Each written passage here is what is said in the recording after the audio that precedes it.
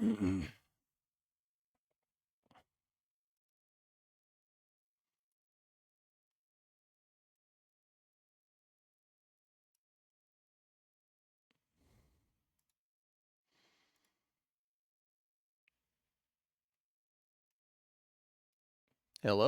What's going on, everybody? How are you? All right. Welcome to the IM-2 Nova C launch coverage here. And I am here with you going live. I'm EJ here going live with you at the Margaritaville Hotel, dog. Look at this. Oh, damn. How's that shot look? That shot doesn't look too bad. Sweet. How you guys doing? All right. Everything is good. Everything good? Everything good? We good? Killer. This is a different room in Mana. There's no chairs in here. I got stuck with the double bed room this time. Hey, Hypersonic, I got a better chair this time too. Setup is a little bit nicer. Lighting's a little bit nicer this time. You know how it be. That's how we do. There we go. I got chat on the big screen, and I have the main event on the smaller screen here. Let's tune in. It's T-minus 24 minutes, 30 seconds. Let's see what's going on over here in SpaceX land. Which is a modified Dragon designed to guide the ISS through a controlled re-entry into Earth's atmosphere. There we go. This will be a pivotal moment in spaceflight history. It does, Jim, yes. And as the space station departs orbit and hands off the baton for future private missions like those from Axiom or VAST, which is working on developing space stations that launch directly into orbit. It's a green screen. Screen right yeah, now. It's a green screen. Now, SpaceX's drive to John! unlock space does not end there. In 2021, SpaceX launched Inspiration 4 on a 3-day journey around the Earth. It was the first all-civilian mission to space. And missions like Inspiration 4 that you can see here, Polaris Dawn, and the upcoming From-2 mission, those allow commercial astronauts to conduct research and other activities in the microgravity of outer space, as well as demonstrate new technologies while orbiting the Earth. Now, as some of you may recall, last year the Polaris Dawn crew reached the highest altitude ever in Earth orbit since the Apollo program. They participated in the first ever extravehicular activity, what we call an EVA, where they stood up in Dragon wearing SpaceX-developed EVA suits. They also conducted 36 research studies and experiments designed to advance both human health on Earth and during long-duration space flights. There's a nice view of the very top of Dragon where they conducted that EVA from in the SpaceX suits. Yeah, those were incredible missions, and all of these missions, including today's IM-2 mission, are helping set the stage for future missions to the Moon, Mars, and beyond. And of course, SpaceX continues to support NASA's Launch Services program with missions like Sphere X and Punch, which are currently scheduled to launch in just a few days. So very exciting times ahead, but back to today's mission. Let's check back in with Tahira and Josh over at KSC. Thanks, Yome. So we are at about T-minus 22 minutes from liftoff tonight. Josh, if all goes as planned, this would be the second lunar landing for Intuitive Machines. I mean, that has to feel good. It does. And just last year, we became the first commercial company to land and operate on the surface of the moon, despite a harder than expected landing caused by a laser altimeter mishap. Now, so what did your team do to assess IM-1 and really make modifications for this second mission tonight with Athena? Right. After IM-1, the entire team met and reviewed every minute of the mission. What went right, what went wrong, and identified a few improvements for Athena. Namely, we've taken extra steps in testing to ensure Athena's laser altimeter is rock and roll ready to go, Tahira. I mean, that sounds great, Josh. So let's talk about this landing site. I don't know. The landing for IM-2 is at Mons Mouton. It's named after the award-winning NASA mathematician and computer programmer Melba Mouton, who contributed to the successful Apollo 11 moon landing. Viper Mons is supposed to Mouton be is an about astrobotics 100 peregrine. miles from the lunar South Pole, Or not peregrine, climbing nearly Griffin. 20,000 feet high. That's about the height of Mount McKinley in North America. This mountain is also about the size of Delaware, stretching 2,700 square miles, and will be the southernmost lunar landing ever attempted. Now, Josh, can you break down what are the differences between the IM-1 landing site from your first lunar landing and the IM-2 site for Athena tonight? Well, both of these sites are lunar highland areas, very similar when it comes to that. The IM-2 landing site is about twice as close to the South Pole than our first mission. Why was Mons Mouton chosen? Was there anything specific that you all used to really narrow this down for IM-2? The name is pretty That's cool. a great question. I asked our scientists, and as we move closer to the South Pole, Starbase combining good beats. Earth and Sun visibility becomes more challenging. So we chose Mons Mouton because the Sun and Earth visibility enables a longer surface mission so that NASA commercial payloads may complete their operational goals. It also has a crater close by that we're targeting for Grace to explore called Crater H. Godspeed beats. We'll have to think of a better name for the next round of explorers that drop by. Absolutely, Josh. That's so funny. Discovery, Now, and go at throttle up. those explorers could be, There we go. Artemis astronauts. Hey, Seven. The Mons Mouton area is also one of the potential Bargon. landing locations for the Artemis 3 mission. It's a region no other crewed mission has ever landed or explored before. Here's a closer look at the type of preparation that goes into returning from the lunar surface in our Artemis Moon Minute.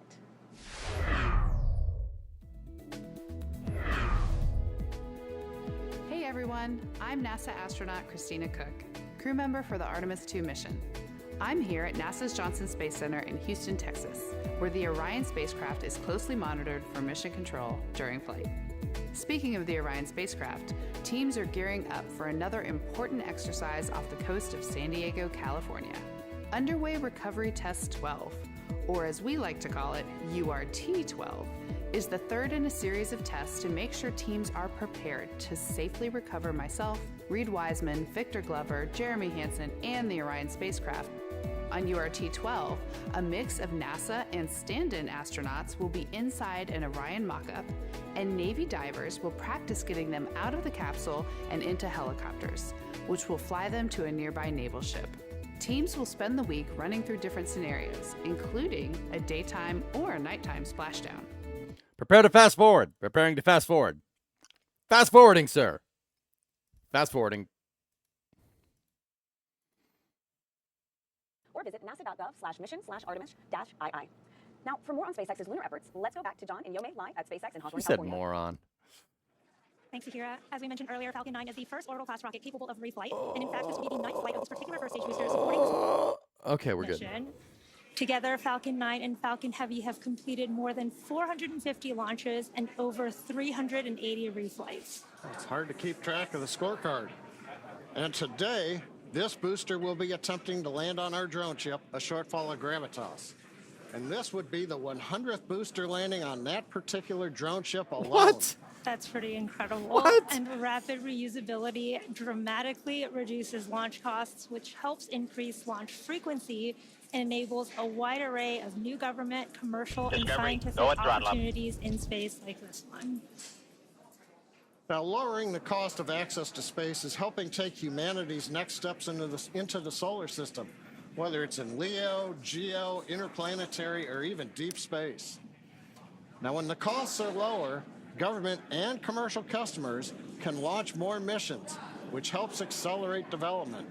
I don't want to talk over John, but I'll say it real quick. It's Booster 1083 on its 9th flight, 37-day turnaround. More projects to space, and that helps stimulate innovation here on Earth.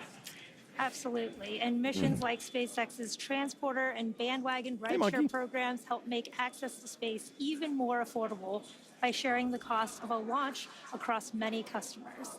All of this is to say reusability is that key innovation that's making space more accessible for the industry Right. as a whole. Thanks, man.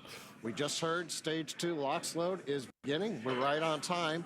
But let's talk more about technology and innovation, and we'll head back to Tahira and Josh at Kennedy Space Center.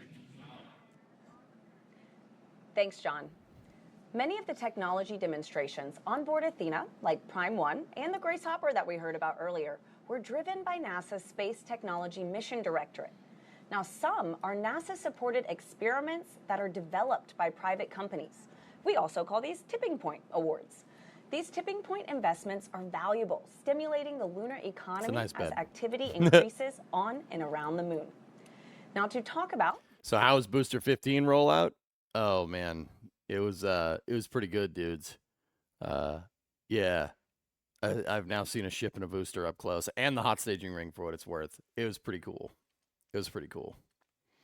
Have you actually met John? No, never met John in Sprecher. Nope. So if you're wondering where I am, like this isn't the normal streaming place. This is I'm down in Boca Chica again, helping NSF with operations for Starbase. But I brought my mobile streaming setup with me so we can stream. So it's good. It goes in this. That's right. It goes in the stream hole. So, yep. That's not your office? No. Has NSF got all the cameras set up? Yeah, we got a good amount of them. Good amount of them set up. A bunch of stuff that needs to be upgraded. I did a lot of work. I always look forward. Yeah, thanks, Beats. Yeah, Entropy, that's right. Where does the mobile streaming setup go? That's right, it goes in the square hole.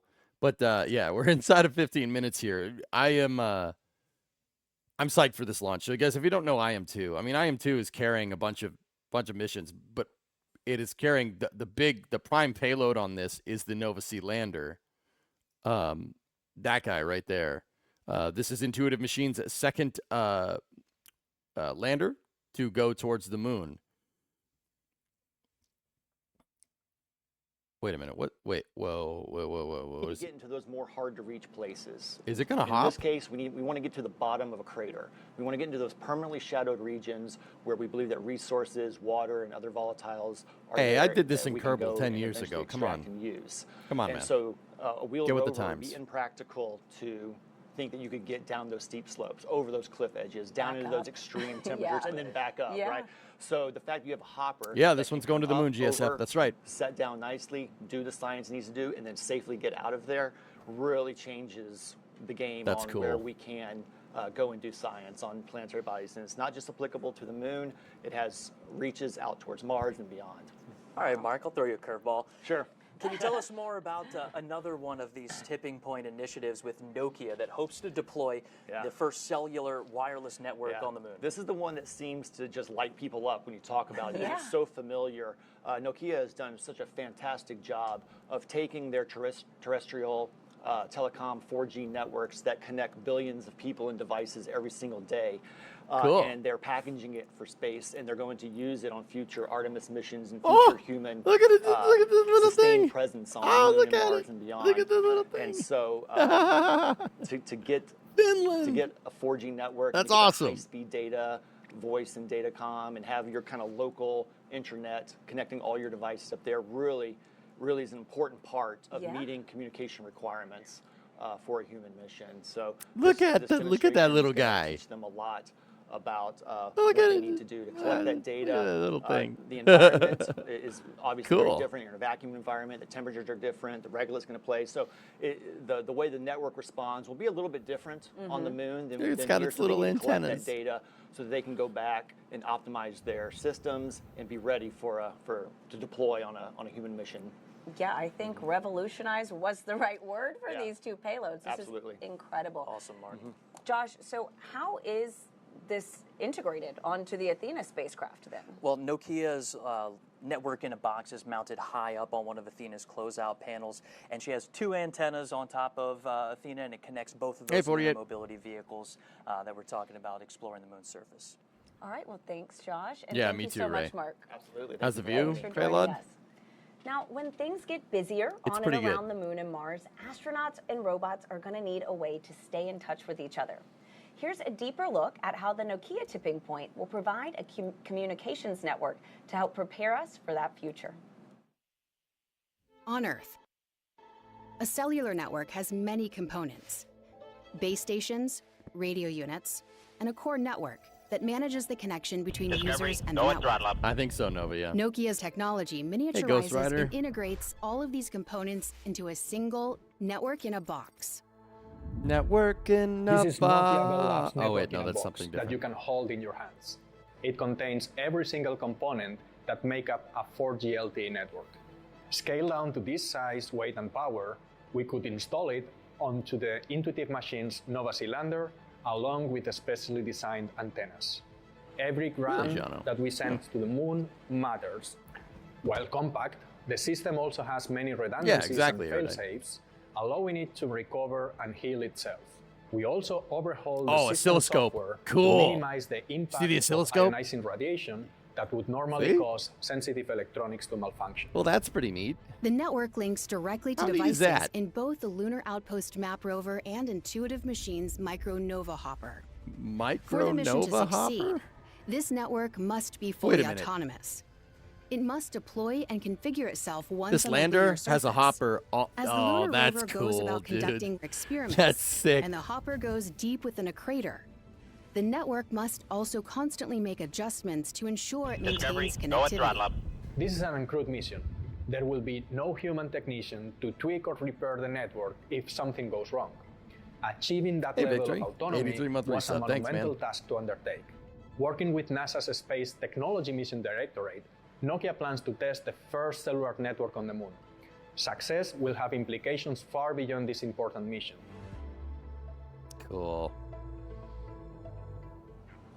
While Nokia's lunar network technology will be the first deployed on IM-2 Inside of mission, 10 minutes. it's also being adapted for Artemis 3. That's right. Now, these high-speed capabilities will be incorporated into the Axiom Space's AXEMU It's not too late. Put spacesuits, Viper on this. enabling I think it might be a connectivity little on too the late. lunar surface. You can think of this as our explorer's own cell phone network. Oh, yeah, on that's the right. moon. So, guys, I'm going to run the pre-roll ads here just so people get an uninterrupted ad-free experience during the launch. So I'm going to ads. Okay, ads. Yep, I'll chalk that one up to stream delay. So we're just going to run a quick ad here real quick. And once again, I don't like running these. I do it so nobody has to get a pre-roll or a mid-roll ad during the actual launch. So we're going to run it. I'll be back in a moment. For science, exploration, and the commercial development of the moon. Tahira, it's through CLIPS. NASA selected Intuitive Machines to deliver its Prime 1 drill suite and laser retroreflector array to the moon. However, Intuitive Machines added commercial payloads like the Diamond Yaoki rover, Pulley Space Water Snooper, and others to make commercial this is lunar space. ambitions I'm in space. a reality. Hey, Zos And it's Barton, by thanks for the 5 subs, collaborating with dude. NASA and leveraging CLIPS as a springboard, we've developed services for delivery, data transmission, and infrastructure that commercially develop the moon. Not just for us or NASA, but for all. Absolutely, and it is an exciting time, Josh. So tonight is also the third CLIPS delivery that is launched on a SpaceX Falcon 9 rocket. Let's send it back to John and Yome at SpaceX in Hawthorne, California, as they walk us through the final moments of the countdown. We will see you after launch. No, I'll see you after launch, NASA. Wait. Now, as we mentioned at the top of the program, Falcon 9 is enabling these launches of the moon, including the Hakuto R mission, IM-1 a year ago, Blue Ghost, and Resilience, and of course tonight's IM-2 mission. Now, beyond the primary payloads, rideshares Hey, like the Blue Ghost. traditional payloads you That can one's out at the see moon made right like now. you can see It's here gonna land on soon. the lander. But Yo, those S, what's up, rideshares buddy? will be helping to build Dude. the lunar economy. All these missions are something that Yome is going to talk about. Yeah. Thanks, John. Yeah, all of these missions are developing our future in space and helping to support I would sustained believe that, human Tessa. and robotic activity, including scientific research, resource extraction, Not and yet, Shadow. infrastructure development. Now, you should be able to see here look some at of that today's thing. rideshare payloads on the stack there, just below the Athena lander. Look at. There's that. Look, there's a little tiny rover. Now, Did you NASA's see it? Lunar It's packed up in Trailblazer its is little also hitching a garage. ride today. That's We'll awesome. learn more about that later in the webcast, as well as Astroforge's. No, Dean, Astroforge, maybe. they're an asteroid mining company flying its Odin spacecraft, which is headed towards the near-Earth asteroid 2022 OB5. Gotta love some of those asteroid names. This is Shadow space. Man. I'm in space. Gifted us up. Thank you very much. Did you guys know that Astroforge went to test their star trackers by wheeling the satellite out the front door of their headquarters and using their star tracker to go bird watching? No, I'm not making that up. That's what they did. It's pretty awesome. They're like, how are we going to test this? Well, let's go bird watching with it. All right. Yep. True story. Yep. That's going to fly. That's up on there right now too. Of low Earth orbit. It's pretty which is killer, known man. As lower lunar orbit, which will act as the staging point for future missions. Hey, it supporting worked. lunar communications Well, and we don't know if providing it worked yet. We'll platforms find for out. Science and research. And in the near future, reusability will extend all the way to the moon, with Yeah, reusable Kuro. landers flying their first missions. Frequent, low-cost Sidewinder. launches from the moon will eventually allow for lunar exports, like metals and helium-3, which can help support future deep space mission to Mars and beyond. We're coming up at T-minus 5 minutes. Let's turn our attention to Falcon 9, the spacecraft. The good news is all systems are currently a go for on-time liftoff. All right. We just heard the call out. The tanks are pressurizing. We're stiffening. the Let's Falcon go, 9 up baby. in Let's preparation go. For strong back retract. The strong back is the structure you see on your screen right behind the Falcon 9. You're looking right now at the payload fairing, inside of which Athena, the lunar lander, and the three rideshares this are is space. located. I'm in space. We also have had the transition to internal power for the spacecraft. That happened several minutes ago. Also, we were talking, we heard some of the call outs. Retract is running. All right, so watch the arms. The arms are going to open. We have finished loading fuel on the first stage. We are loading liquid oxygen on the second stage, so we are on time, not working significant issues. What we're waiting to see right now is the two clamp arms from the strongback begin to open up. I think we can just start to see it now. Yep, there we go. Takes about 16 seconds to retract. Following that, we will then begin to recline the strongback away from the Falcon 9. Hey, Andrew. Yep, and you can see those clamp arms are opening as we speak. The vehicle is nearly fully loaded with propellants and will complete at the T-minus 2 minute mark. The range is also green and ready to support today's launch.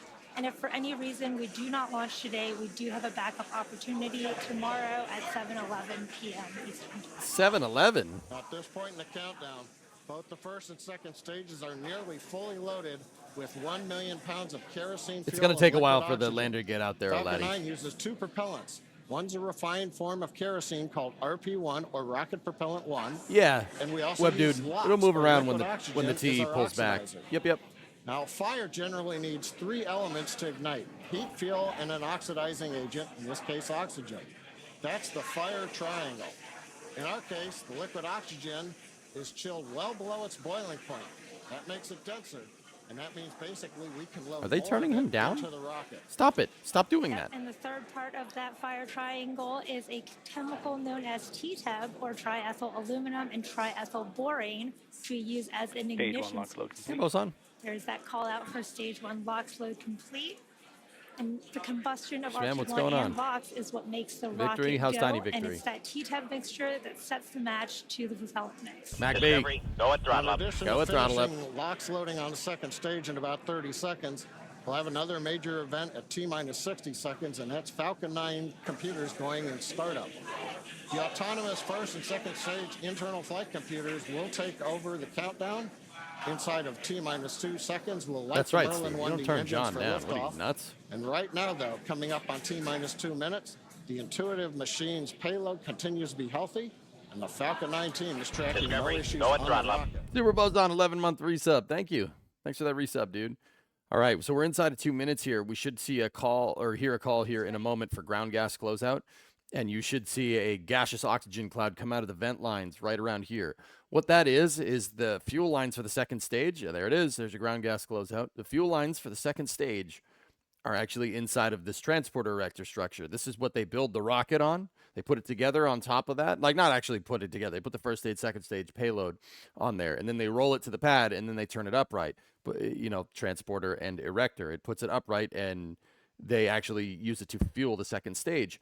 Now, when they do that, you have to fill it up with fuel, and then you have to eventually you empty. You want to empty it when the rocket goes to launch because you want the fuel inside the rocket, not in your launch pad. So they have a ground gas closeout here, which takes the remaining liquid oxygen and vents it overboard. All right. Waiting for the call out for startup. Should get a startup call here. There we go. You see and hear it. We're in startup. It's going to the moon, Ray. Everything looks good. We're going What to inclination? go for launch.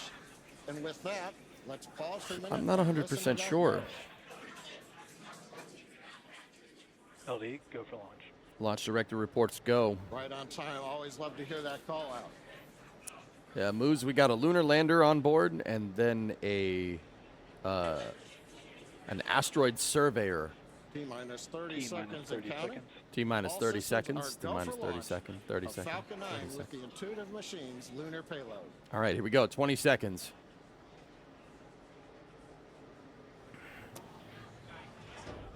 T-minus 15. Okay, pad deluge system is on.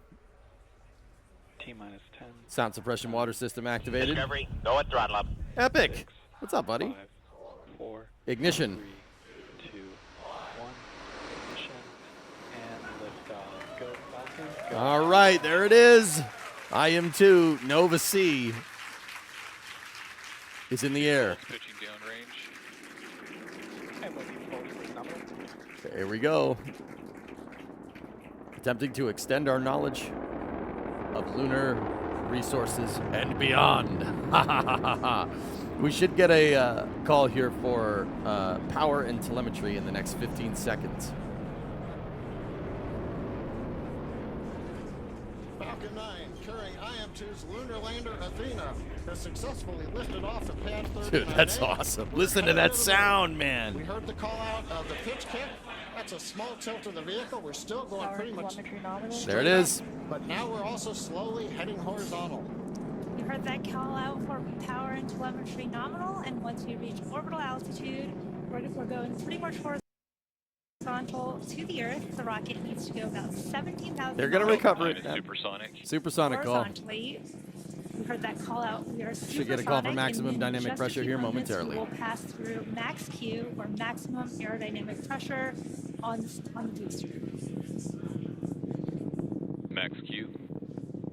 We're through max Q. And I'll think the about it, Merlin Tessa. 1D engines have throttled back up to full power. Next call out we ought to hear is MVAC chill. Falcon 9 data is continuing to look good as the first stage heads out over the Atlantic Ocean. It's going to take a second, Jono, to get out there. This is not going to be launched on some kind of like Apollo-style trajectory. You need a much bigger rocket to do that. So they're going to opt for Trajectory looking good on Falcon 9. they're going to opt for a more low-energy trajectory that's going Now to take a we're little gonna bit have a few longer, events coming couple up of in weeks. quick succession. We're going to start with MECO, main engine cutoff. That's the point during the flight where Oh, we that's shut cool, down the Jock. 9 Right Merlin on. 1D engines on the first stage. Then we'll go into stage separation, and then SES-1, which is the second stage engine start number 1. Shortly after MECO, Zeke. stage No, 1 and 2 no, I'm will good. separate from I each don't need to other do with that. the first stage booster beginning its trip back down to Earth, while the second stage It's close enough, engine Mark. starts for the first time, known as SES-1, where the single Merlin vacuum engine on board the second stage will light up. This is happening in just a few seconds. MECO. There's main engine cutoff. Operation confirmed. Stand by for upper stage ignition.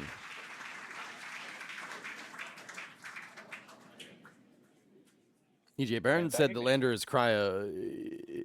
Call-outs to land of next week. 3 good events. Yeah, that's good to know. You heard it, and- The real point that I was trying to get at there, guys, is that it's not going to get there quickly. It's going to take a little bit. It's going to take more than Apollo. But yeah, I mean, this lander is a lot smaller. But yeah, a week is great. Yeah, that's still a low energy transfer, but low-ish energy transfer.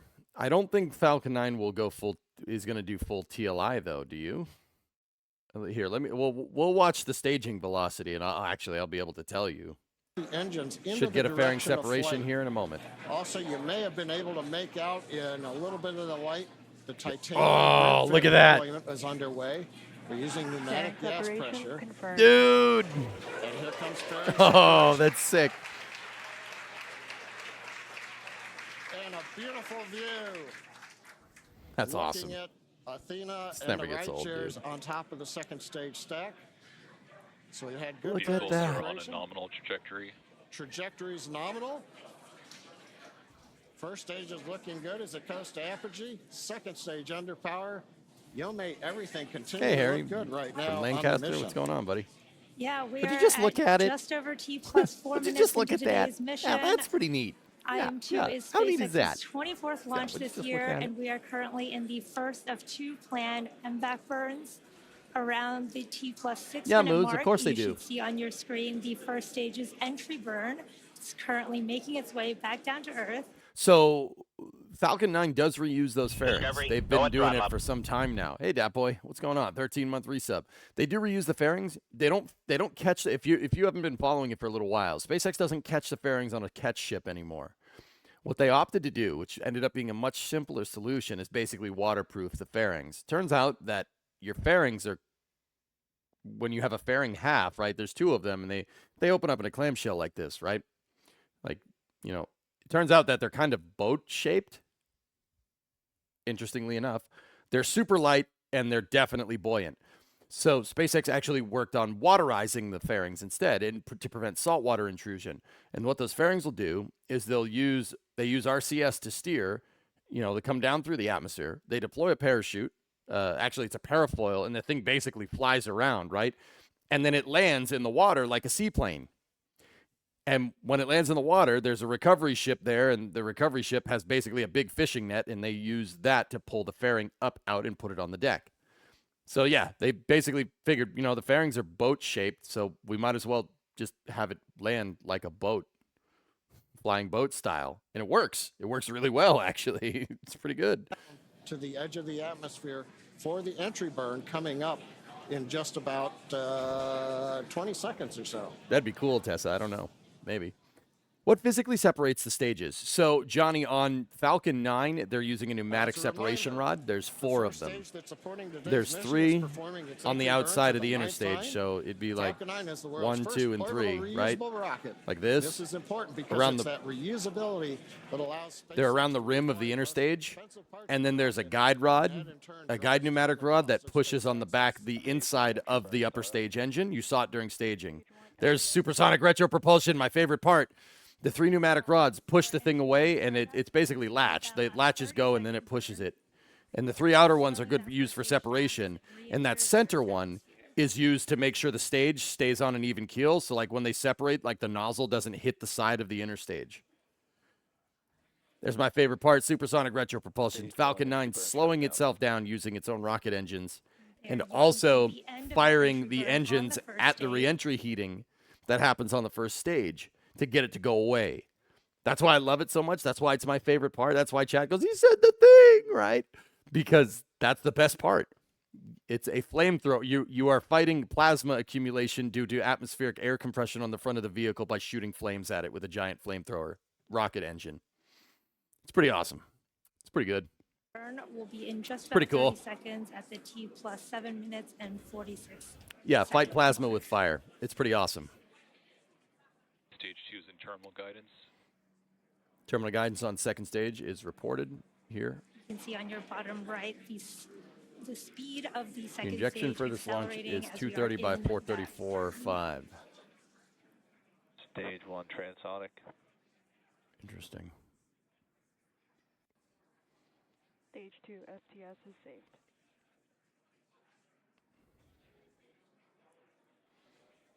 I cannot believe you don't have a t-shirt with supersonic retro propulsion on it. We'll work on it. Okay. And back shutdown. We don't get shot from the first stage. What's going on here? We should be getting a confirmation of a good orbit as Stage well as 1 landing burn.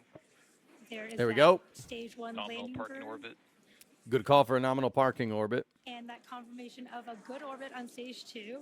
Let's watch stage 1 come back home. Grid fin steering the thing down. When Falcon 9 slows down and out, the grid fins will stop, and it'll work on entirely thrust vector control. Landing leg deploy here. Grid fins locked into position. And Tango Delta. Oh, little rough seas out there tonight. Did you see that? Did you see the thing wobble a little bit? Little rough, little bit of a rough. The drone ship moved a little bit. First stage landings Damn. for Falcon 9 and Heavy. It's all right. She's fine. She's First fine. stage is back on the drone ship. Beautiful mission. Second stage is in the parking orbit, in our low Earth orbit. Now the mission does continue in space with stage 2. Yeah, I saw it, Tessa. Coming up next, we have the second burn of our MVAC engine. We call that SES2. And that'll be the second stage burn around the T plus 36.5 minute mark. There's the bottom of the lander. With spacecraft separation. What Until the then, heck? We're going to send you back to Tahira and Josh at Kennedy Space Center. Thank you, John and Yome. If you're just joining us, welcome to the Space Coast of Florida, where we just witnessed live a beautiful liftoff of the moon-bound Intuitive Machines lunar lander named Athena. It launched on top of a SpaceX Falcon 9 rocket from Launch Pad 39A right here at Kennedy Space Center. Intuitive Machines is an American company based in Houston, Texas. We developed and built a complete space program around our lunar lander that's carrying, among other things, several NASA payloads. And if everything goes as planned, in 8 days, Athena is expected to land at the Mons Bhutan region of the moon, about 100 miles from the lunar South Pole. That's cool. That is right. And make sure you stay with us tonight. Our broadcast here on NASA Plus will continue through Athena's Discovery, go at throttle up. Which is expected to happen just after 8 p.m. Eastern Time. Now, Josh, besides Athena calling home for the first time, nice, are there Johnny, there any you go. other Hey, big Kegger. milestones that your team is monitoring and waiting to happen right now? 26 months Well, it's important to resub. remember that Athena making that first phone call home isn't an easy feat. The lander's designed to make a lot of autonomous decisions. It looks throughout like the it, Deadbringer. process, including getting into max power attitude. That's one of the first things flight controllers will confirm after we hear from Athena for the first time. Yeah, I'll do They'll that. be checking that Give me one her moment. top deck solar array is locked in, pointing right at the sun. And Nope, to hear one of that's my the wrong favorite thing. parts of this mission is while Athena is expected to call back to mission control, there's more action. Additional payload deployments from the rocket's second There we go. I stage. am Now I'm over here. I don't think I've seen multiple. Are you ship rideshare 34 payloads hunting tonight? Release, and they are called Maybe. ride shares. And Probably while they not, aren't Squig. hitching a ride to the moon with Athena, they are on the same rocket. And Intuitive Machines has Dude, it three does of have them, it does have including the Texas. Lunar Trailblazer, It does have which is Texas on the managed by dang landing NASA's legs. You Jet see that? Propulsion Laboratory. That's the lander's It's the engine. only NASA science investigation on this mission that will not land Swing on the to moon. your left. Once it deploys, it will Swing to orbit your the moon right. about 60 miles from the surface That's your to right. help Swing scientists to your better right. understand Hey, the you lunar got it water right. cycle. It will also inform future human missions as to where supplies of water may be found and extracted. Oh, Lord at the Gugu. moon. Yeah, no, I went The live mission at T is minus 30 managed by minutes. NASA JPL, and its science investigations and operations are led out of Caltech University. Hey, C. Kraken, what's up, dude? And we are joined now by Dr. Flakin'. Rachel Klima, Lunar Trailblazer Deputy Principal Investigator, to talk in more detail about Lunar Trailblazer. Now, Adrenaline Rachel, first, firing to see so Booster what a 15 launch rolling tonight. toward you at a pretty impressive Were you speed. able to witness that? Dude, I've seen the Starship up close, seen boosters up close, the booster up close now. I'm just like, I wasn't like adrenaline filled. I'm just like, whoa. Dude, I got nothing when I see the damn thing. I'm like, that's not small. That's not small. Yeah, that's what I'm going with. Like, it is wild, dude. It's such a privilege to be down here seeing that stuff. First stream from Texas this month. I'll have you know, for fun facts for EJ, this is the first time I visited Texas 2 times in 1 year. There you go. It's instruments on. The only other state that I've ever visited 2 times in 1 year is Florida. Little fun facts about me. I also enjoy long walks on Boca Chica Beach, fixing cameras, and I really enjoy a clean pair of slacks. Yeah. Atrium Cube is what we call it by. And that studies the near Das infrared took me to one reflected weather light guy. I from the forgot sun. its So name, the but it's sun pretty good. Shines the light onto the lunar surface, and the light I that's had some reflected pretty back off nice basically fajitas carries with it like a spectral lunch fingerprint today. It's of pretty where good. water and minerals are on the lunar surface. Learned so much we'll just be measuring now. those, and then riding along with that is the lunar thermal mapper, which Don't is you out visit of Michigan Oxford multiple times a University year? In I don't in think the I've United ever Kingdom, visited and that it was supported. So it's an 2 times in 1 international year, partnership, believe it or not. with the UK. And they're measuring the temperature Don't tell of my the lunar in-laws that, surface Baron. as at the same time that we're measuring the spectral spectral signature and understanding where How the many water times is. have you been to Now, Massachusetts? Rachel, quickly, can you tell Not us 2 times how in 1 does year. Well, what technically the work 2 that times Lunar in 1 year. Trailblazer is If I intending go to to do Texas. lay the groundwork for what we want to do with our Artemis? Well, so, we have these hints of water on the lunar surface in the permanently shadowed regions of the moon and also on the illuminated surface. But if we want to go there with Artemis, if we want Yeah, to but I don't visit live my off home the state, land, Tessa, if we so, want to use the I mean, water that's there, we need to understand where it why don't you is. shut up? We need to understand how much is there. And so Lunar Trailblazer How long will this take to on get to a- the moon? So, okay. I was going to say what I said before, and it's utilizing a more low energy transfer. But Falcon 9 is doing the insertion burn. But here's the thing. It's not going to work like Apollo, right? It's not going to work exactly the same. It's going to take a little bit for it to get out there. Falcon 9 will shoot it at the moon. But then, the Falcon 9 second stage engine is way more powerful than the lander's engine, right? The lander is only designed to land that little thing right there compared to the second stage, right? Thank you, SpaceX, for showing the shot. That's really good, right? So because of this, the lander has to do a bunch of braking burns. It's got to do a braking burn for circularization and then, eventually for landing. That's the part that's going to take a second. Sorry, I did not say it right. I didn't say it correctly a second ago. The reason why is because there's so many dang lunar landers launching right now. And every single one of them is flying a little bit differently. Every single one of them is flying a little bit differently. I legitimately got the trajectories confused. I don't think that that's necessarily a bad problem to have, but I still should probably get it right.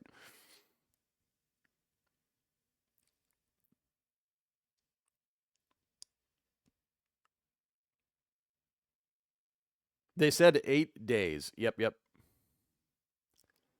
Yeah. So there's Hakuto RM-2, which is a ballistic lunar transfer, right? Dude. Discovery, go at throttle up. They're going to leave a Texas footprint. And I'm in that state right now. That's cool. Gig moon.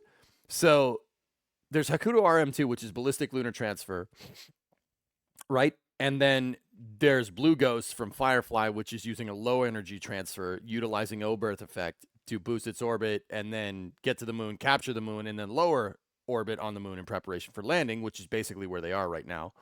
And then there's this. They're all flying on different trajectories, believe it or not, which is kind of crazy. That's pretty nuts, dude. Ooh, what's this? Hold on. We're going back. Under this Artemis program, we're going to be sending humans to the moon for the first time since Apollo. So ahead of humans, we want to get up as much science exploration and technology experiments as possible. So CLIPS starts facilitating I would love a lot to of see the that. early science, the I things would we love want to to see learn that. before we even send humans. CLIPS stands for Commercial Lunar Payload Services, CLPS. The services part is the key element. Ordinarily, when NASA delivers a payload to the surface of the moon, they do it with a commercial partner, but NASA controls the building of the vehicle. Now, we're buying the service of delivery of our lunar payloads to the surface of the moon. It is a delivery service, akin to a delivery service that you'd have here on Earth. NASA will provide payloads to a commercial company. They decide how to get it to the moon. They have to develop their own lander, but they also have to manage the entire end-to-end mission. It's meant to provide affordable, rapid, frequent access to the lunar surface. Okay, so there's the Odin payload on board the IM-2. There's Lunar Trailblazer, Simplex 5, which is that is I believe that's the rover, Lunar Trailblazer, or it could be the Hopper. It's one or the other. Odin from Astroforge is going out to an asteroid, which is it's the payload that's not the big lander at the top. And then there's Chimera 1 Geo on this, which is it's a geostationary transfer ship to get to a geostationary orbit with the aim of covering an orbital slot. For this launch, they're carrying an unidentified 16U CubeSat manifested by ExoLaunch. So I don't really know what Chimera Geo 1 is. And then obviously the big one is the IM-2 mission. The IM-2 mission, the Nova Sea lander Athena, right? It's got the Prime 1 mission on it.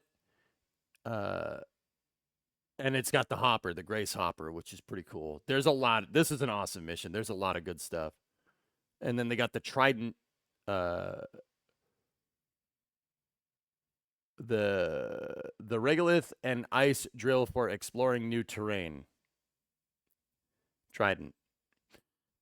And then the Prime Resources Ice Mining Experiment Prime 1. Yep. There's a lot, dude. There's a lot of good stuff on this. This is an awesome mission. These are so cool. Don't take these missions for granted.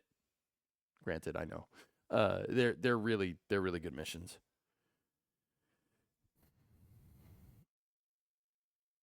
Last. Have they ever tested active thermal protection for cryogenic propellants? I don't think they need to test it. Intuitive Machines launched it on IM-1 and it worked. So I don't think anything needs to be tested, but I don't know. We don't really have like unprecedented access to IM-1's testing regimes. So joining me now are Dr. Nikki Fox, the Associate Administrator for NASA Science Mission Directorate, and Dr. Joel Kearns, the Deputy Associate Administrator for Exploration. Now, Nikki, Joel, what a launch tonight. Wasn't it beautiful? Does it ever get old? No. Never. Absolutely not. Oh, active thermal protection. I don't know. Kraken, I don't have the answer. I don't think anybody's ever tested it's that. It's more than just Stoke would probably be the first ones to do it. The future. So to talk a little bit about the future, Nikki, would I you know go to the you're moon if they very offered you a passionate ride? About how science Depends can on what it enable was on, Warrior. exploration. Yes. So can you talk to us about how the investigations and science going up tonight are really going to enable humanity having this long-term presence at the moon? Yeah, I mean, obviously, science enables exploration, but exploration enables science, and that's why we're so excited about having this partnership as we move forward. NASA Science does great science wherever we go in the universe, literally, from the center of the sun to the edge of the universe. Space we're doing Sweep? fantastic science. But the really cool thing is what we're doing is really enabling humanity to take next steps. And so as we return to the moon, we're not just returning to the moon for a short trip. We're returning to stay, and then the moon lights our way to Mars. And so all of the experiments that we have that we're putting on clips are just there to enable us to do the next great things for humanity. And so, Joel, as part of CLIPS, it is really to team up with American companies to help advance the capabilities of the commercial development of the moon. Can you explain how this CLIPS initiative and these flights are really advancing what we want to do with Artemis? Well, every one of these CLIPS flights, like the IM-2 mission, is advancing both science and technology that we will need to move humans out further into the solar system, but also answer really long-term scientific questions. Kind of sounds we've like had Drummer. for decades since Apollo. And we're going. No, Drummer's we're doing Southwest. this a very different way than we did Apollo. Yeah. In Apollo, it was a national effort that was really done by NASA with major industry at the time. Here, we're partnering with our international partners, but also, as you said, with commercial firms in the U.S. No problem, and Marcel. the way we implement Thanks for the 21 CLIPS months, dude. I appreciate to you. carry out these science and technical objectives, we actually get as a service from U.S. industry the ability to bring things to the moon and get data back.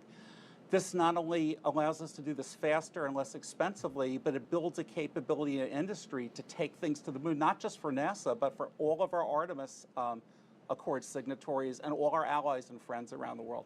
It starts with robotic landers, it goes to orbiters, and it goes to other small spacecraft. And you know that we are doing public-private partnerships now, even for the big human landers and the spacesuits. It's really the wave of the future for the moon and eventually Mars. Absolutely. Now, very quickly, this is a hard question, but what are you both looking forward to most in this new era of lunar exploration? Joel? We are going to go to places on the moon, again, to get ready for Mars and to answer questions about the moon that no one's ever visited before. So, for example, IM-2 on this mission will go the furthest, closest to the South Pole that anyone has ever been. And we know we want to send our Artemis astronauts to the South Pole.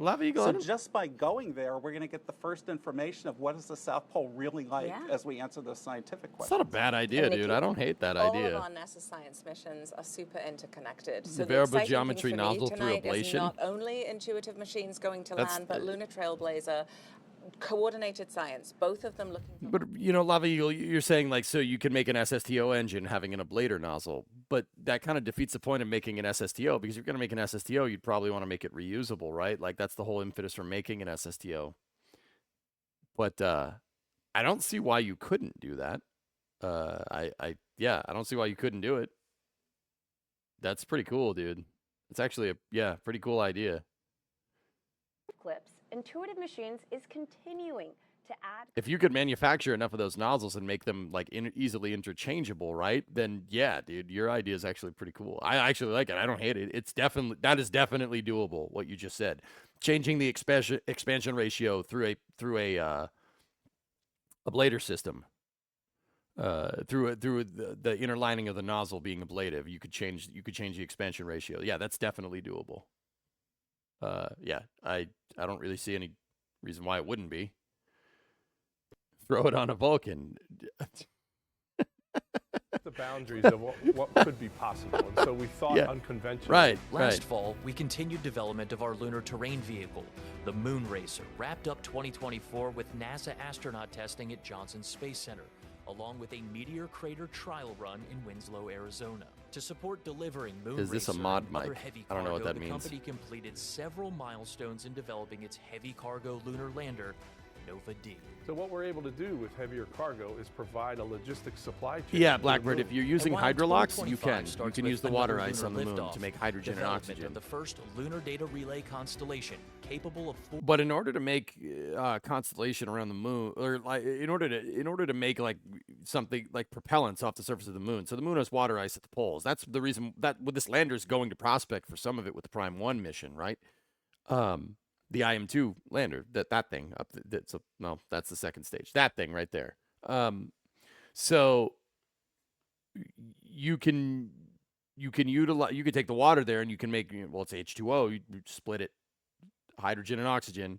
You can make liquid hydrogen. You can make liquid oxygen. But you're going to need a fuel. You're going to need a place to do it, and you need like a facility to do it, right? Herein lies the challenge. It's definitely doable, but now you need something that can use what's called a Sabatier reaction, Sabatier, I guess. I don't speak French. So you can you can do it. You can split it. You can use that down here. But you basically do. You have to that facility that would take the hydrogen and oxygen and split it. In like common spaceflight nomenclature, it's called in situ resource utilization, and that's one of the goals of the Artemis program. So yes, you absolutely can. If you're talking about making it from like the dirt on the lunar surface, propellants out of lunar regolith. No, yeah, maybe, probably. I mean, you could.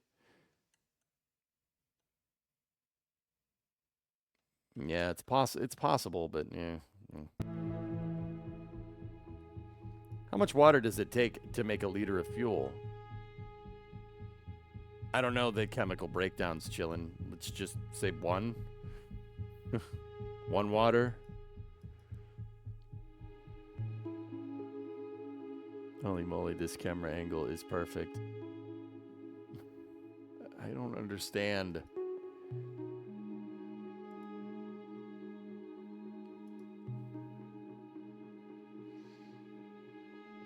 Yeah, the basaltic regions have all different types of metal in it, but that's like trying to make rocket propellants out of gravel, guys. Hey, Kashmir. Wheezy says hi. Well, hello.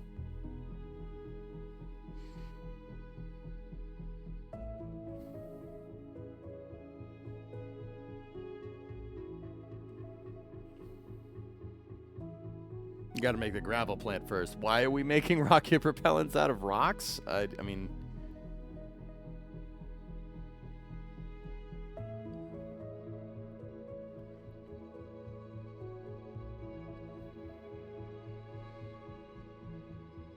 Hey, Shaw, what's going on? It's in the name. That's a good point.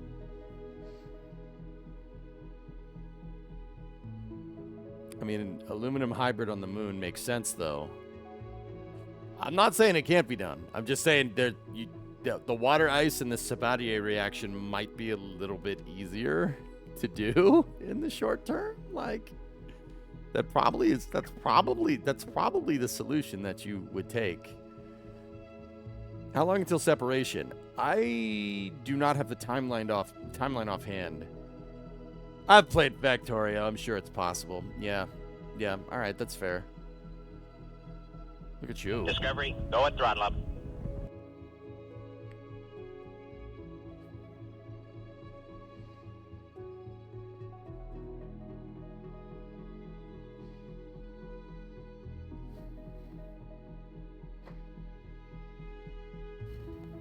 I got a text to wave at the camera, so I waved at the camera.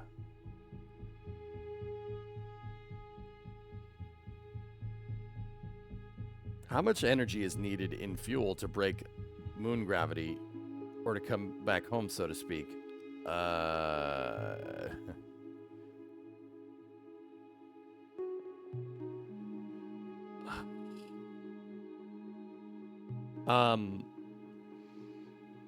I'm not sure what the characteristic energy is to get from low Earth orbit and back from the moon, if that's what you're asking. I don't know. It would be C3. You'd have to check your C3.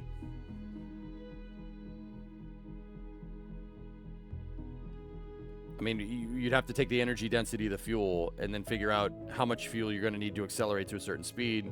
So you could extrapolate delta V from a characteristic energy, etc., etc. I could give you the delta V numbers, Kirok, if you want, but you need, what is it, 5 kilometers a second for translunar injection on top of the 7.6 kilometers a second orbital low Earth orbit velocity. Yeah, it's a lot. It's a lot of it. It's a lot. You got. There's a reason why the Saturn V was huge. There's a reason why the Saturn V was so dang big, and the lunar capsule, like the LEM and the CSM, were not. Oh, hey, look at that. Yeah, look at this guy. Hey, how'd you get into my hotel room? Oh yeah. Okay. Oh well, that's a good answer. That's a good answer, man.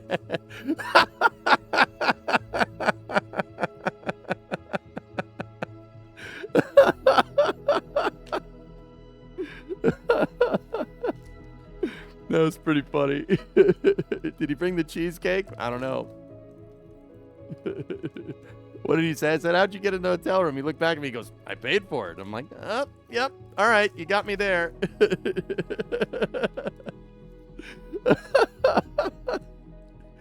And he just walked away. I'm like, all right.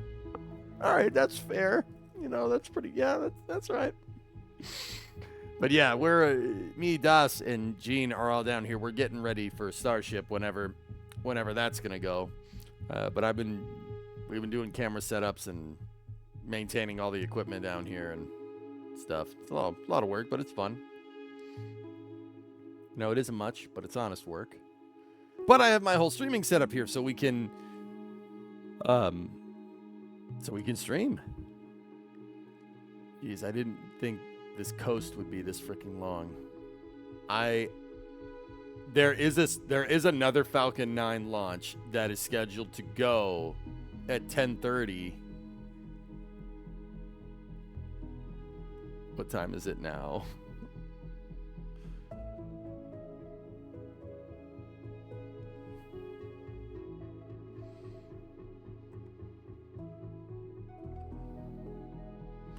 $11 more minutes. They said shortly after 8 Eastern for separation. Okay. Yeah, all right. We're almost there. It went around. It went up 180 degrees around. Got it. So, guys, so that launch is 10:34 Eastern, which is 9:34 here. T-minus 2 hours and 45 minutes. Jack's Land Rover needs to be fixed. I'm just going to be honest with you. The Land Rover needs to be fixed. It's got a bad U-joint. And it needs to be fixed, or else Jack will not have car. Jack needs car. EJ needs to fix Jack's Land Rover. Stream it. I'll get back to you on that.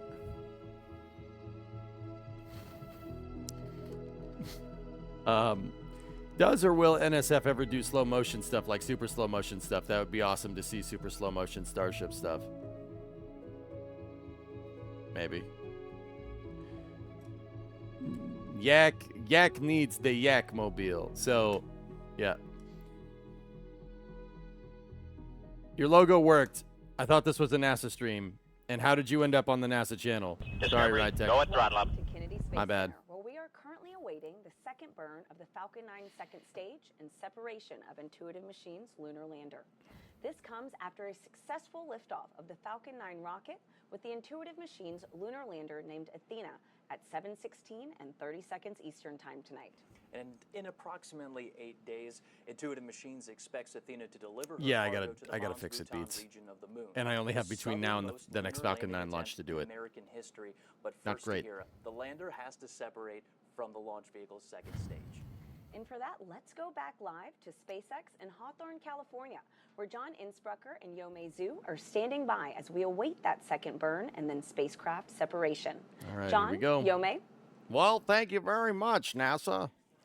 Thanks, Tahira. We are a couple minutes away from our second and last relight of our MVAC engine. That'll happen at T plus 36 minutes and Tessa. 25 Okay. seconds. And the second burn will last just over 60 seconds, and you can watch the velocity increase on the display on your screen. So let's see what the Right velocity there, we is. saw a Kirak, little let's bit take a of look. Solid oxygen drifting off.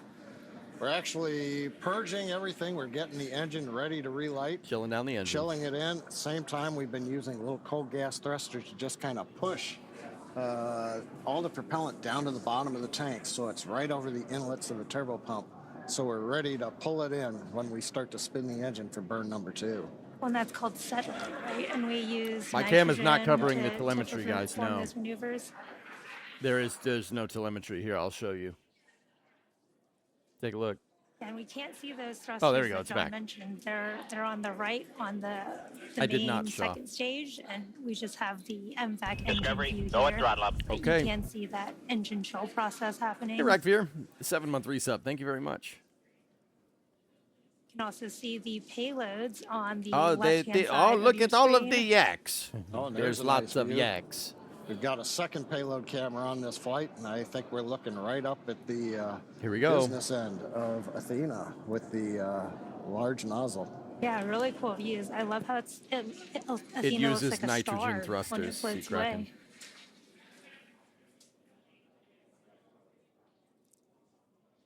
Now again, we are coming up on that second engine startup 2 in just a few seconds 39,300. here. Yep.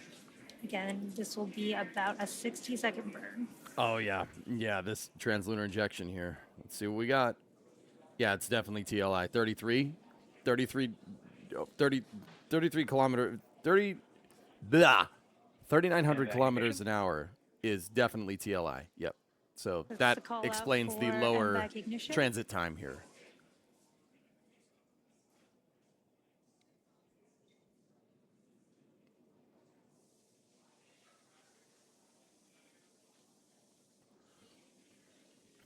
All right, here we go. Crossing 30,000 kilometers an hour. That MVAC nozzle start glowing in the middle of the burn. That glow on the nozzle that you may just mentioned is actually how that nozzle cools itself. It cools itself through black body radiation. So the more it glows, the more it cools. Believe it or not. Burn Yeah, it's weird, right? on the second stage, carrying Athena and the rideshare payloads to the moon.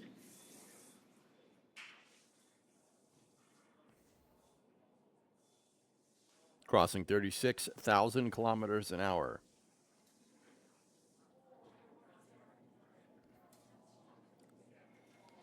$37.7. MVAC shutdown. There is that call out for MVAC shutdown. We've completed that second burn of the second stage. Just waiting on confirmation of Nominal orbit insertion. Good call for there is that nominal orbit confirmation insertion. for a good orbit, and it looks like we are on track for spacecraft separation in just a few minutes. It's been a great launch so far. Could they do a polar and Coming equatorial up orbit on 38 the same minutes since mission we for had the moon? liftoff, and now we're waiting for that IM-2 lander to separate from Falcon 9. You'd need to coast. Second You'd stage. need coasting time. A So little if you bit of a could recap, prevent while boil we're off, waiting goalie, for yeah, that. you could. That comes in a little under 6 minutes from now. We had an on-time liftoff shortly before 7:16 p.m. Eastern Standard Time from Launch Complex 39A at Kennedy Space Center. Everything has proceeded nominally. 2.5 minutes into flight, we got stage separation. We also saw the successful landing of Falcon 9's first stage on our drone ship, a short fall of gravitas, and that made the 9th landing for this first stage. Now, about T plus 7 minutes, 46 seconds, we had a successful second stage engine cutoff. Oh, look at the Terminator up there. And we heard the call out of a good parking orbit insertion. Now, that was the first of 2 burns of the second stage engine. And we just saw the second burn of that engine complete. And we also are in a good transfer orbit right now. Pay attention on the bottom right to the altimeter. We didn't change altitude very much during the 1-minute burn, but you can see we're starting to move away from Earth now. It looked all right to me, Laser Drifter. Now the vehicle is coasting at this point in time. Yes, Payloads that's right, are still attached as we're counting down towards. So, okay, the apogee of this orbit, so the highest point in this orbit is very high. It's out near the moon somewhere, 37,400, give or take. Yeah, that's way out near the moon. Now, if you notice, altitude is going up and speed is going down. Because of the Earth's gravitational pull, when you're coasting to the highest point in your orbit, so you're coasting to apogee, you are trading your kinetic energy for potential energy. Think about it like if I had a baseball in my hand and I did this with a baseball. It would go up and there would be a certain point where the baseball would be, it would only be for a moment, but it would be stationary for a second and it would come right back down, right? It would reach a highest point, right? The stage is doing that. The only difference between that and the ball, right, is that the stage with the payloads and everything is going fast enough that Earth won't be in the way when it comes back down. It's just going to keep going around it, right? So, because we're coasting to apogee here, and we have a very, very high apogee, you're seeing altitude over there go up very, very quickly. You're seeing kinetic energy and potential. You're seeing kinetic energy swapped with potential energy on the way up. And that means that the altitude is going up very quickly and your speed is going to go down very fast. So yes, to answer your question real quick, the quick answer would be yeah, Earth's trying to pull it back.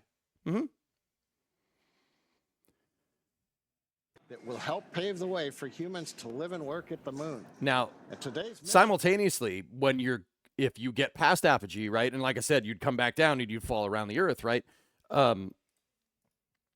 Right, so when you get past apogee, you're now trading your potential energy back to kinetic energy. The Earth's trying to pull you back in. It's going to pull you back in, and you're going to keep accelerating as you get closer and closer. And then when you get to perigee, your lowest point around Earth, right, you're going to be going the fastest, but you're also going to be the closest to the planet. Yeah, orbital mechanics is weird like that. One side, here's the other camera at the back end of the second stage. The silver blanket that you see there, that's multi-layer insulation. MLI. We put that over the back end. That keeps all the valves underneath and the electronics warm and cool. Warm from the chill of darkness and the vacuum of space, and also helps insulate it from the hot radiative plume when we fire that second stage engine. That's tinfoil up there. You see that? That's some cool views of the sunrise. It's not. On the coming up from the Earth's horizon over there, which is very cool. Very cool to see.